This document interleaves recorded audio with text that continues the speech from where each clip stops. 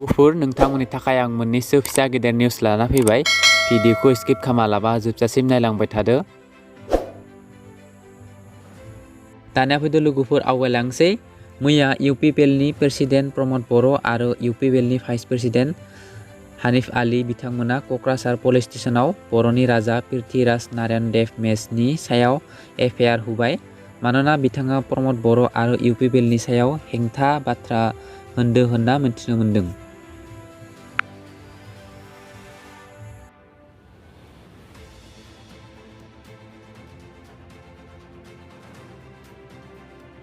दिल्लीनि सावला होननाय जायगायाव 86 बोसोर बैसो जानाय आइजोनि सायाव रेप। दिल्लीनि सावला होननाय जायगायाव 86 बोसोर जानाय आइजोआ लामायाव बेरायगासिनो दङमोन।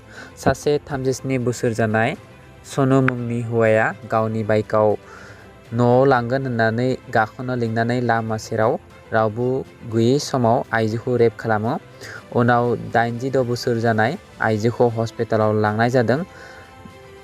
दुथां सनुखौ दिल्ली पुलिसआ एरेस्ट खालामबाय।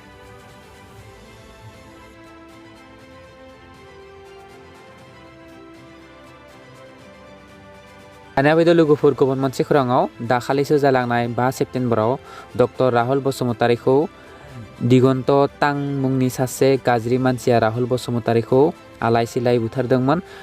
थाबैनो आसाम सरकारा दायनिगिरिखौ साजा होनांगौ होननानै आसामनि कटन इउनिभार्सिटिनि बर' स्टुडेन्टफोरा फेसबुकनि गेजेरजों आसाम सरकारखौ खावलायदों।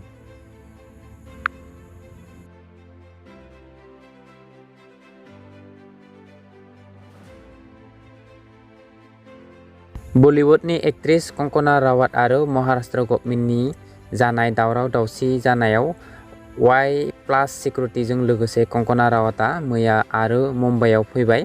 कंकना रावाटआ मुम्बाइखौ काश्मीर बादि जाबाय होननानै बुंदों। बेनि बुंनायखौ महाराष्ट्र गभर्नमेन्ट शिवसेनानि मेम्बारफोरा कंकनाया एयारपर्ट मोनफैनाय लोगो लोगो गोसोम फ्लेग लानानै प्रटेस्ट खालामो।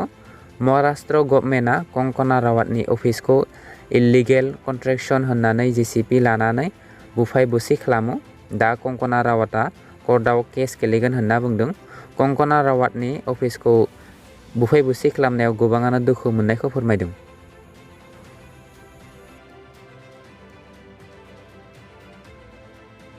बाजि बोसोर बैसोनि सासे आइजोखौ बुथारना गालांदों। सेरफांगुरि नेलापारानि थागिबि सेरिकालचार बिफानाव खामानि मावोमोन प्रमिला नार्जारिया। प्रमिला नार्जारिया बांसिन पाब्लिक गारिजोंनो गावनि अफिसाव थांलाय फैलाय खालामो होननानै बुंदों बिनि फिसाज्ला बिथां सुरेश नार्जारि आरो बिरदाव नार्जारिया। सिगांनि बादिनो मंगलबार खालिबो थांदोंमोन खामानियाव बिथाङा। माब्लाबा गावनि लोगोनि न'आव थाबोयोमोन गारि मोनाब्ला होननानै बुंदों। बेबादिनो मैया मंगलबार सानावबो गारि मोनैनि थाखाय लोगोनि न'आव थानाय बादि मोनदोंमोन होननानै न'खरनि मानसिफ्रा सानदोंमोन। जेब्ला फेसबुकआव नुयो अब्लासो न'खराव मिन्थियो। दा न'खरनि मानसिफ्रा थाबैनो बुथारग्रा मानसिखौ एरेस्ट खालामनो होदों।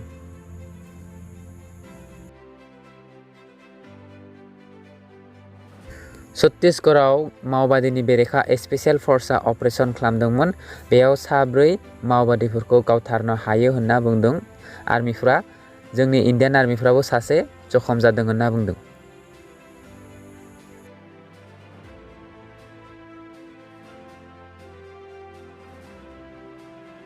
गुवाहाटीनि रपवेखौ दाननि 2थि आरो 4थियाव बृहस्पतिबार बन्द जागोन होनना बुंदों।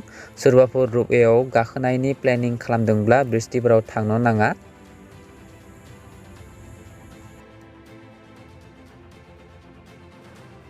दानिया फैदो लोगोफोर गुबुन मोनसे खौराङाव।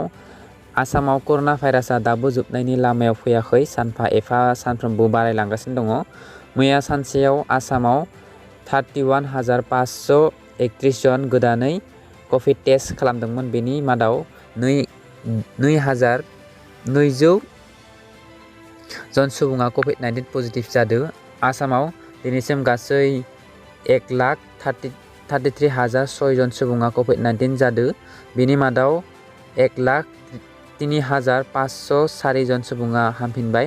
दा आसामाव 29,163 जन सुबुङा ट्रिटमेन्ट खालामगासिनो दङ। आसामाव गासै थैनायनि अनजिमाया 300 96 जन सुबुङा थैबाय।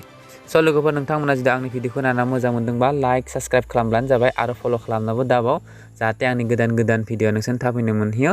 गोजोन्थों लोगोफोर।